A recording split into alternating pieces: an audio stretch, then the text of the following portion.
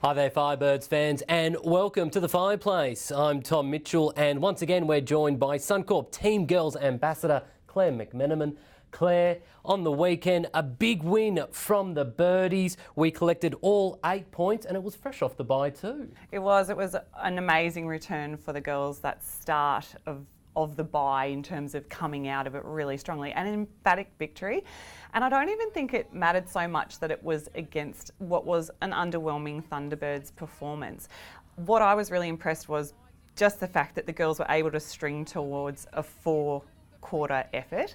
And for people that like patterns, and I do like patterns, it was a 15-12 first quarter effort.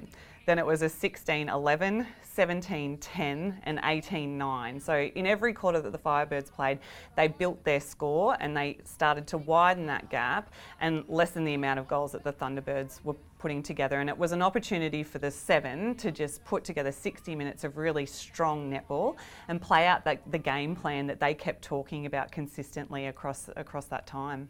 And the strategic use of timeouts, I thought, from both sides was really pleasing to see. Yeah, it was. I have found that there's probably been a really over-utilisation of the timeouts, and sort of halfway through the year what we're recognising is the fact that teams are calling more timeouts in comparison to what they were last year, but they're not always effective. Rose, however, did call a brilliant timeout in the first quarter. It was in the last 2 to 3 minutes of the first quarter. Thunderbirds had the crowd behind them. They were playing really beautifully and putting out some good netball. And the Firebirds just needed a bit of a settler. So by Rosalie making that decision for the tactical timeout to be called, it just enabled the Firebirds a moment to regain composure and get a breath. And then they ended up scoring the last 5 goals of that match, 5 of 6 I think it was, which put them ahead to secure that first bonus point and really put them in a good position going into the second quarter. But I also really applauded Dan Ryan in the fact that he's not overusing the timeouts either. The Thunderbirds are struggling, and that's obvious for everybody to see. It's not for lack of trying by any means. But I really love that Dan's actually just instilling a bit of confidence within his 10 and allowing them the opportunity to go out there and play. They're working stuff out on court. They're learning through making mistakes and through sort of trying to grit through it. And so I think from both Dan and Rosalie's perspective, it was just a beautiful reasoning of when they're using their timeouts and why. It just allowed us to have great netball and to be able to watch it. Yeah, nice. Well, now it is time for our Suncorp Team Girls moment. And we can't go past Gretel Tippett, another MVP performance. Claire, she really is in a purple patch at the moment, isn't she? Oh, Team Gretz was just sensational. And it's not just been this week, but that performance against T-Birds, 20 from 21. She's shooting at 95% accuracy. She is still leading in terms of centre pass receives and her feeds into the goal, and she racked up 4 deflections as well defensively. We can't underestimate the defensive pressure that Gretel applies.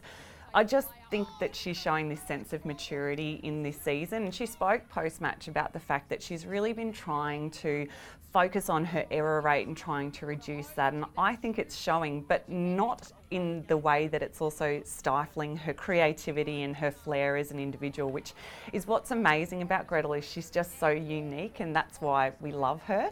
But another reason why I think she blossomed this week was because of the collaboration, the combination she had with Caitlin Nevins. They've been so strong in seasons gone past, and the start of this season, the first 6 rounds, they've probably been a little bit inconsistent as a combo, and Katie's performances have probably been a little bit inconsistent as well.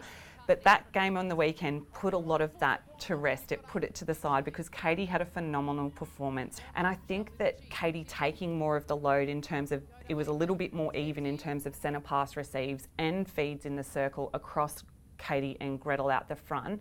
That just enabled Gretz to really shine, and we know when players are shining it's because they've got that great support around them from the people that are playing beside them or behind them, and Katie certainly did that for Gretz. So I just can't think of a better example of girls supporting girls for the Team Girls moment. than that exact one. I love it indeed. Well, looking ahead to this weekend, it truly is a State of Origin weekend. After losing Game 1, Queensland are looking to beat New South Wales on Sunday. So too, the Firebirds against the Swifts. Oh, without a doubt. And coming off the back of round 1 and the tight loss to them, those girls, the Firebirds, would be aching for that victory against the Swifts. And they're the dark horses of this competition. People are sort of saying, oh, they've got such youth, they've got a young coach.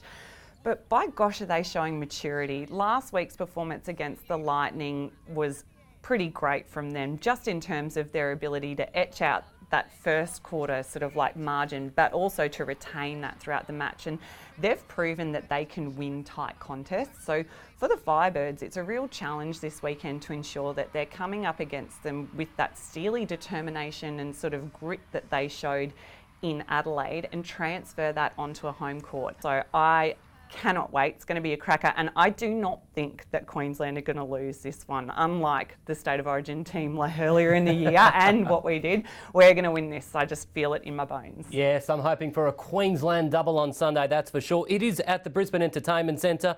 If you can't get along, be sure to tune in to Telstra TV at 3 p.m. on Sunday afternoon. Of course, it is the Firebirds up against the Swifts. Claire, again, thank you for your time. You're welcome, Team Mitch. Welcome back. Thank you. Good to be back. And that's it for another edition of The Fireplace. Be sure to tune in next week. Until then, of course, go Firebirds.